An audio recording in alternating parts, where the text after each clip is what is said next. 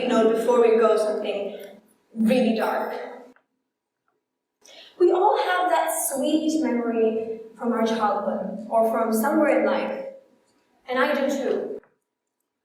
However, the world changed this for me. My beautiful memory became marred with something so horrible that the world did to me. So what is this memory?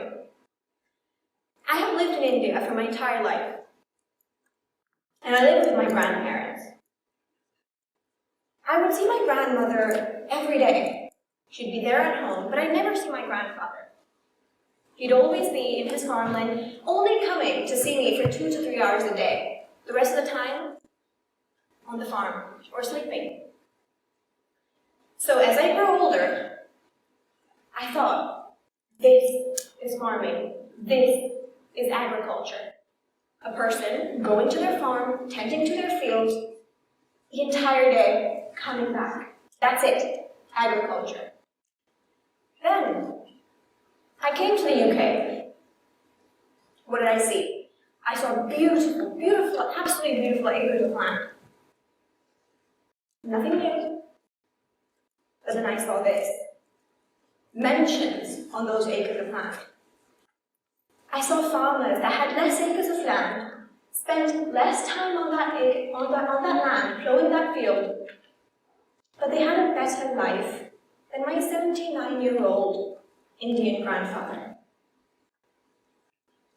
While my grandfather lived in a hut, farming for 79 years, but here people would do farming for 20 years and would have the capability to afford a pension. So I went my merry way and I researched into this. This is what I found. A farmer in the UK earns £51,900 a year, while a farmer in the developing world earns just £1,238.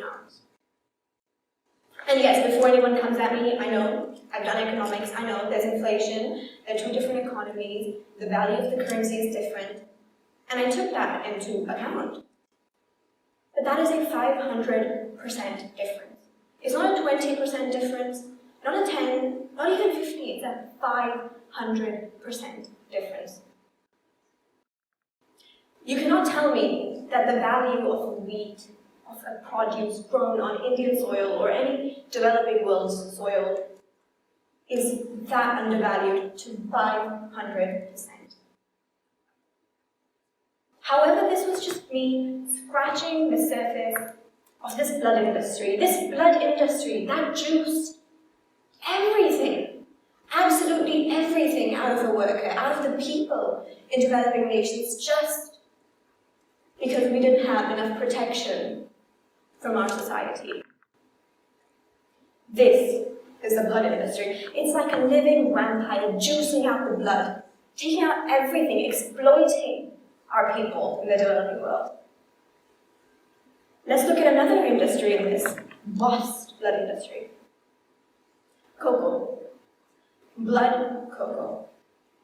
Cocoa can be found in many parts of Africa, most of them in Ghana, Western Nigeria, the Ivory Coast. Now let's first admit here that chocolate is something that we enjoy. It's not a necessity, it's a luxury. It's expensive and it's not necessarily cheap. So I, as an individual, an uneducated individual, thought, this is a very expensive piece of chocolate, and chocolate is not cheap, so it should be everyone along that supply chain should be earning a lot of money, thousands of pounds, and should be living a lavish life. That is not the case. Yes, multinational companies are earning millions, and the owners of these multinational companies, the workers of these multinational companies, have lavish lifestyles. But those farmers that plant that cocoa, that harvest that cocoa, they don't.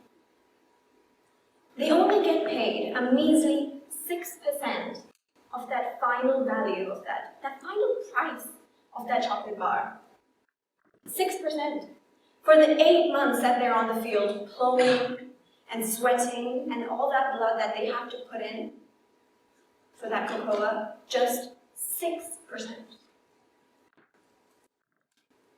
So, but they get paid.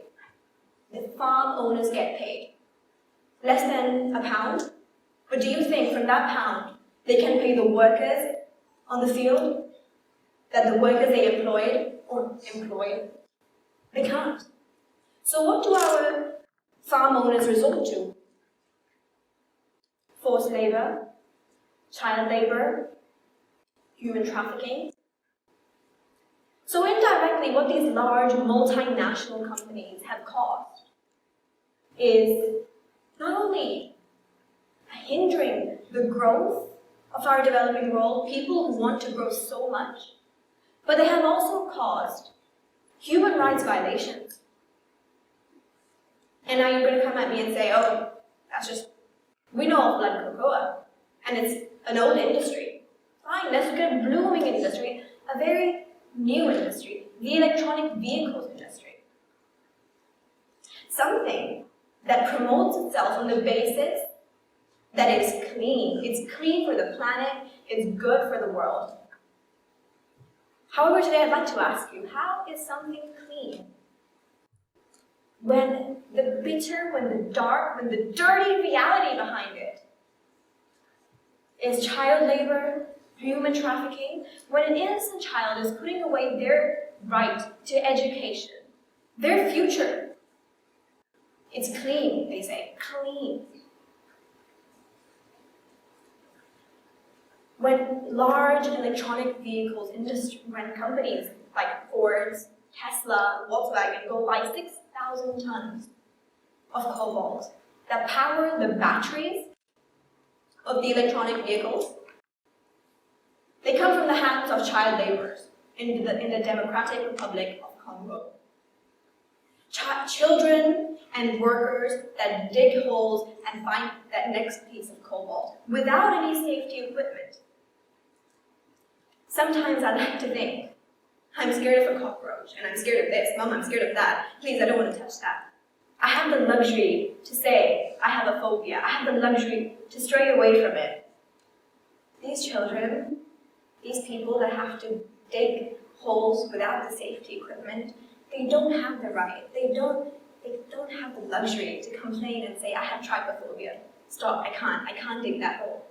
They don't have that luxury. When those claustrophobic walls pounds on them, they don't have that luxury.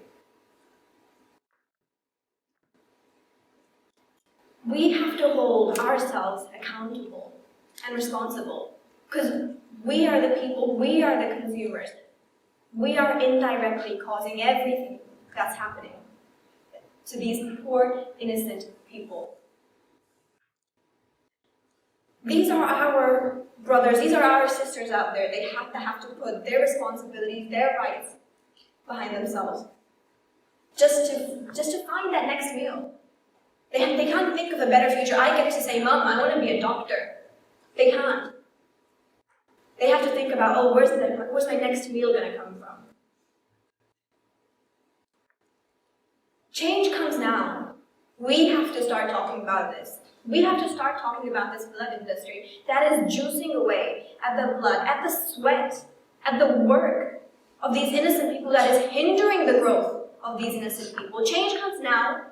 Change doesn't come tomorrow, not after COVID, not after a greener planet. It comes now. We start talking now. This industry has worked for far too long. But the funny thing is, when I went to my granddad after figuring out the harm and the detrimental effect of this industry, and I went to my 79-year-old grandfather and I said, why are we such cowards? We know there's an issue. Why don't we go and talk about it? Why don't we raise voices? Why don't we protest? You know what? My 79-year-old grandfather, who was very wise, he said, Gursharan, no one cares. As long as they have food in their stomachs, as long as they're not affected, as long as it's not them being affected, They don't care. No one cares. So to end today, I'd just like to ask you one question. Can you guarantee that the clothes that you're wearing, the phones that you're holding, anything that you've used in the past 1 hour, it's not a product of human trafficking, of forced labor? The mere fact that you had to think about it proves my grandfathers and my point. We don't care enough. Thank you.